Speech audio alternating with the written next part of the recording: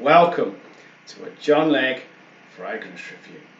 You know what? First of all, thank you ever so much for coming to this channel, watching this video. I really appreciate it. I love your company. And if you've been here before, you know what we do. It's a few ideas, a few thoughts, a few impressions, a few what you're going to get from the scent. It's nothing too serious, it's nothing too detailed. We don't look at the bottle, we don't look at the packaging, we look at the juice inside and what it's going to do for us, whether it's any good or whether it's mediocre or whether it's no good. Okay? So that's what we're going to do. I love your company and I would really appreciate it if you'd hit the thumbs up thing, which is down there somewhere, and I would be honoured, seriously honoured, if you would subscribe, which is down there, a little red box that says subscribe. Thank you. Right, this is a really important review. Okay, I'm going to talk about a collection of fragrances, but they're all the same sort of fragrance. Paco Rabanne 1 million. And everyone goes, I know that one, I know that one. Yes, everyone knows Paco Rabanne 1 million. Okay, you can't get away from it. If you talk about men's fragrance, everyone says, oh yeah, Paco Rabanne 1 million. It's like a household name. You just can't get away from Paco Rabanne 1 million. And if you've watched my previous videos, you probably think, well, Leggy's not a massive fan. He hasn't got much love for it. And he certainly doesn't rate it. Okay, right. I need to set that record straight because Paco Rabanne 1 million as a scent, as a fragrance, is absolutely phenomenal. You know, for its price, and let me tell you, for 100 ml you'll spend about 75 to 80 pounds, maybe tops. For its price point, it projects amazingly, it lasts amazingly, and the scent is absolutely amazing, right? I love Paco Rabanne 1 million. I do have issues with it, and we'll come to that later. But as a scent, as a fragrance, it is amazing. It ticks every single box that you could ask for in a fragrance. Right, now, in 2000, I think it's 7 or 8, when Paco Rabanne dropped it, it shook the fragrance world. Because, like I say, for its price, it was kind of more like a niche fragrance. It had the power, it had the projection, and it had the longevity of a niche fragrance. And for a long time, the fragrance world had been like a mill pond, and this Paco Rabanne 1 million dropped and it sent ripples because nobody could believe how good and how strong and how incredible this fragrance was. And I remember back in the day, 2007 or 8, I went and bought a bottle. I bought the launch edition 200 ml. So I was like, this is going to be great. You know, I'd read a couple of reviews and everyone said it was awesome, so I went and bought it. And I sprayed it on, and wow. Okay, now I haven't got my original bottle, the 200 ml, that's long since gone. And I have never replaced it, and I'll tell you why in a bit. But what I do have is a little vial. I don't know if you can see that. You can't really see the thing, but it's the original 1 million. This is actually the 2020 model, okay? So let me just spray it, and then I'll talk to you about what you get from 1 million. The first words are sweet. Okay, it is a sweet fragrance, but it is sweet, I think, in a masculine way. Right. It is good. The sweetness comes from, I think there's some orange in the top notes and there's some cinnamon in the middle notes, and that gives it that incredible masculine sweetness. I basically get sort of 3, well, maybe 4 sections from this. I get the sweet orange, that citrus, which sort of fires off as you spray it. That doesn't last massively long, although it's still, elements are still there throughout its time on you, sort of thing. That initial citrus blast.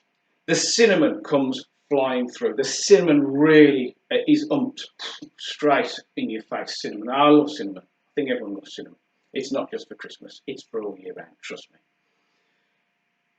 Then, the base notes, for me, there's a little bit of woods in there, a little bit of amber, and there's a massive dose of leather. Now, for me, the leather keeps it masculine. I don't think a woman could wear this, although I have heard in the past of some women wearing it thinking it was unisex. Okay. It's strong, it projects well, and it lasts well. And although, and some people may not agree with me, over the years I've reformulated, this 2020 version that I've got is nowhere near as long lasting and as projecting as the 2007 bottle which I had back in the day. You may or may not agree with me, but all manufacturers do it. They, over time, they reformulate, but in actual fact, it's like a watering down, slight change of the ingredients, and it smells roughly the same, but it never lasts quite the same. But once they've got you hooked on it, you're always going to go and buy it anyway. They rely on that. Right. Could anyone wear 1 million? All right, now I think Paco Rabanne actually launched it for your 20-year-olds, maybe touching 30-year-olds, but it's realistically for your sort of late teenage and all the way through your 20s, because it's that very youthful, very exciting, very sweet fragrance, okay? Could an old guy wear it? You know what? It could, but I think he would probably feel uncomfortable wearing 1 million because it's really for the younger crowd. What about the setting? When could you wear it? You know, it's fairly versatile, although I would say really it lends itself more to the colder months because it's so sweet. It's kind of too sweet for the summer. It's realistically for your autumn, and what's the other one? Winter and spring. Yeah, so maybe just avoid it in the summer. Right, now, I do have issues with 1 million. And I think if you've listened to a previous video, you'll hear my issues. But let me tell you a story to help you understand the issues that I have with 1 million. Right. I received, this is a fair few years ago, I received an invite to a wedding. And I was like, great, I'm going to a wedding. And I had a very good friend, female friend, and she got an invite to this wedding. And she messaged me and she says, if you're going to that wedding, could I have a lift? And I was like, yeah, no problem. Text back, yeah, I'll give you a lift. Now, bearing in mind, this wedding was a good 12 months away. It was a really advanced warning for this wedding. Okay. I kind of regretted this move because within a week, I'd had 2 texts and she was telling me that she'd chosen her outfit and she'd chosen the hat she was going to wear and she'd chosen the shoes and she'd send me messages. So she says, oh, I'm not going to tell you what they are, but I've chosen them. Okay. For about nearly 12 months, I had messages every week. She was so excited. She was so geared up for this wedding. She changed her mind about the outfit several times. I wasn't privy to exactly what this outfit was, but she'd messaged me telling me that she'd changed her mind about the outfit. She was going to go for another outfit. And she was asking me things like, should I have my hair up or down? I was like, you know, as a guy, you go, oh, I don't really know. Whatever you prefer. Okay, so it was going to be a massive event to her. Okay, now, come the morning of the wedding, I went and picked her up, and I've got to be honest, she looked fabulous. And she got in the car and she says, what do you think? And I went, yeah, you look amazing, yeah. And all the way there, every 5 minutes, she's saying, do I seriously look okay? And I was like, yes, you look amazing. She says, have I done the right thing with my hair? And I was like, yes, you know, as a guy, you go, oh, am I saying the right things? Yes, you look amazing.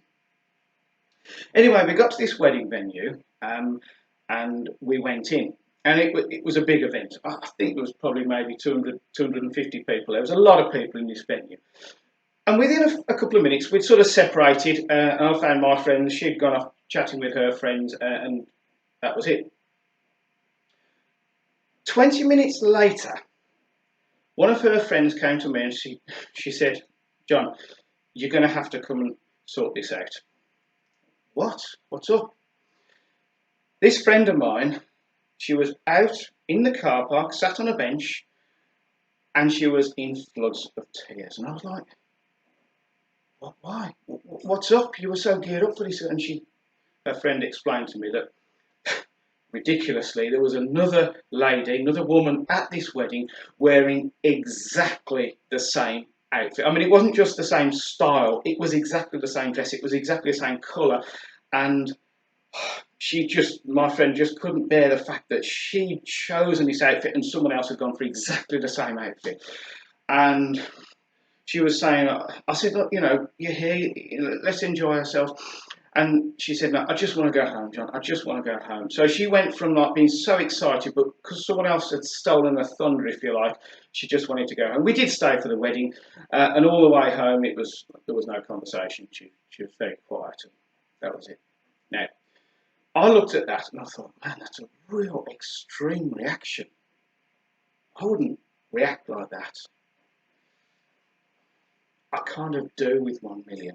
And this is my issue with 1 million.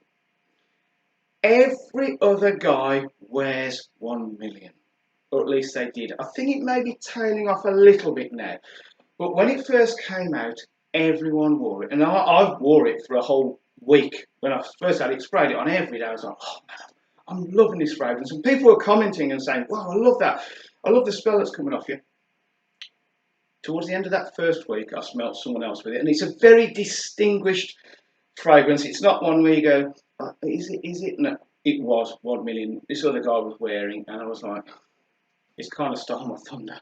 I've kind of gone off this fragrance. I've got a 200ml bottle, but it's sat in the wardrobe for a long time. I did go back and wear it, obviously, and I wasn't as bad as my friend who was in floods of tears. I didn't break down into tears. But I kind of understand where she was coming from, because she put so much effort into trying to be different and trying to stand out and trying to look really good, and someone else had done exactly the same. And that's my issue with 1 million. It's a victim of its own success, because if a guy goes to Boots and takes a sample, they go, oh, yeah, oh man, that's good. That's because it's what I class as a no-brainer, because you don't have to worry about whether it's good or bad. It just is a good scent. It's lovable, and you can wear it pretty much all year round. Perhaps avoid the heat of the summer, but you can wear it any setting, whether it's the office, whether it's the gym, whether it's the shops, wherever you're going. Just put 1 million on, because nobody's going to object to it. It's a lovable fragrance. So that's my issue with 1 million.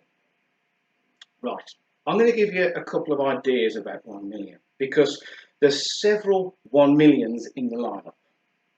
Right,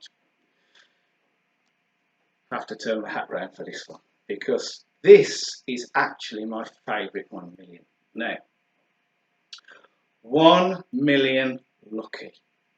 Okay, now I've looked at this before on a review. This has got 1 million, sort of like, I don't know, about a 50% 1 million.